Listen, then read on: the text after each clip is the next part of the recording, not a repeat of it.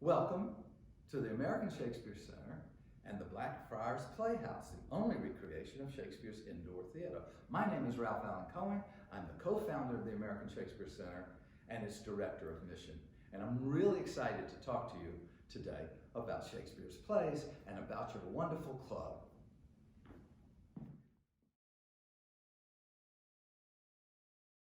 This time I want to talk to you about Henry V. Like Hamlet, from 30,000 feet, this looks like a one-man show. And though I'm going to be talking mostly about him, about Henry, I want to talk now for a moment just about all the other characters that are worth looking into. When you cast this play and you decide what parts to give out, you've got a lot of things that people are going to love playing, even though he is the king is so much the leading character. All the other characters are rich and wonderful, and one of them is the chorus, who starts the play and basically says, you know, what a play is. He says, can we cram within this wooden O? And he's talking about a building kind of like this, but without a roof, where 3,000 people could be. And he says, can we cram within this wooden O the very casks, the sounds of cannons going off that did afflict the field at Agincourt? And he's basically saying, can we put France on this stage? And the answer to that is yes. He's apologizing, and though the answer is no, that could never happen.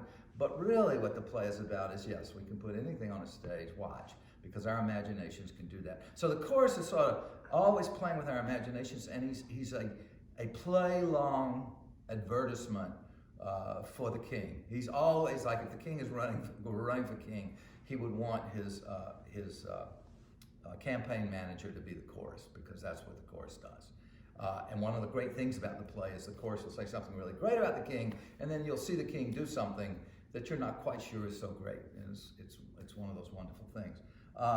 The soldiers are terrific. Fluellen and his group of officers are funny, and they represent all the parts of Great Britain, Scotland, Ireland, Wales, and England.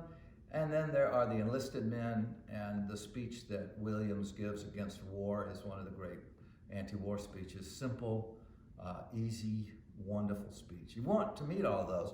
I have often said that the first scene in which we meet Kate, the Princess of France, is, if it were the only thing, and she has an English lesson, she's trying to learn English, if it were the only thing we had from Shakespeare, if it was the only thing that survived, we would all say whoever wrote this was some sort of incredible genius, because it is a play written in French that you don't need to know a word of French to love and enjoy.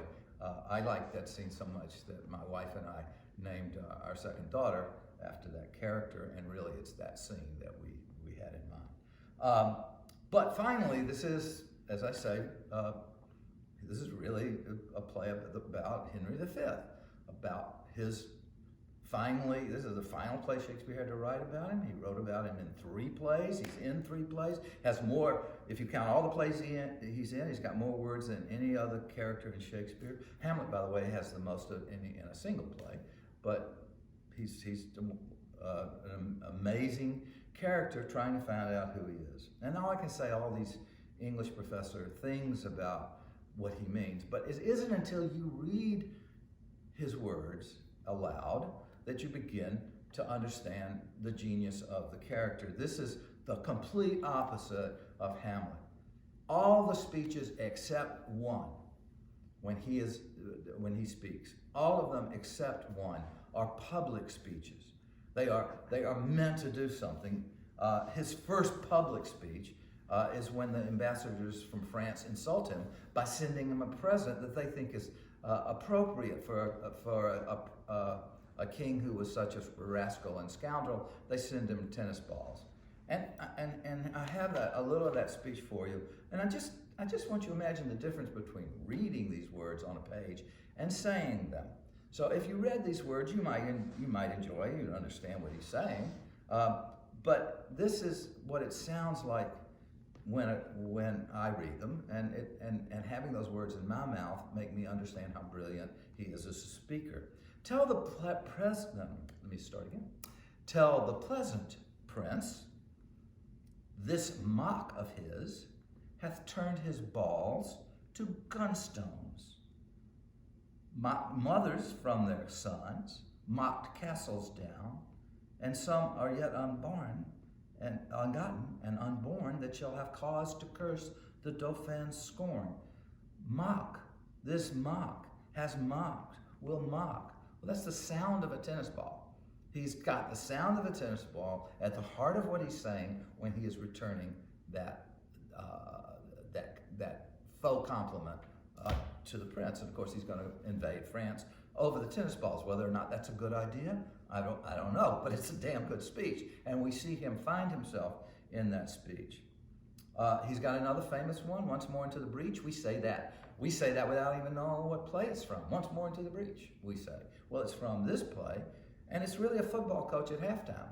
And when you read it out loud, you can hear that what he is saying to his soldiers is what every actor has to do, which is by using their bodies to get their feelings to feel a certain way. And it's what every coach has to do at halftime when you're losing, is to try to get everybody, by using their bodies, to get back in the mood to fight.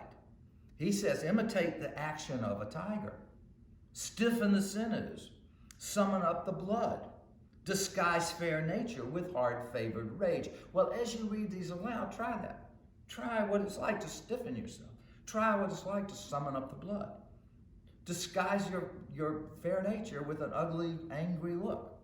Hold hard the teeth and bend up every spirit to its full height. And then you'll kind of understand that when he yells after that, follow your spirit and upon the charge cry, God for Harry, England, and St. George, why everybody would go rushing off into battle.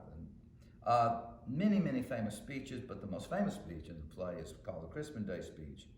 And I just think you need to, let's finish with that one. He's got a real problem.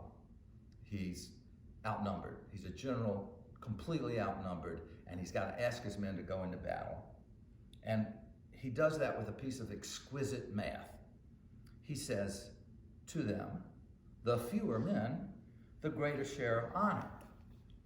And then he works that thing. And he ends in a place you may have heard, a very famous speech. Again, there was an HBO series that stole from this line. We few, he says. We happy few. We band of brothers. We happy few means we're lucky to be few. We happy few. And I think if you just think about the word few, you'll get how great Shakespeare is. Say it out loud. Few. Few. It's so dismissive. It sounds so bad. Few. Few. But Henry makes it sound like a badge of honor. So stand up and say, we few. We happy few. And stand on your tiptoes when you say happy. Be proud to read aloud.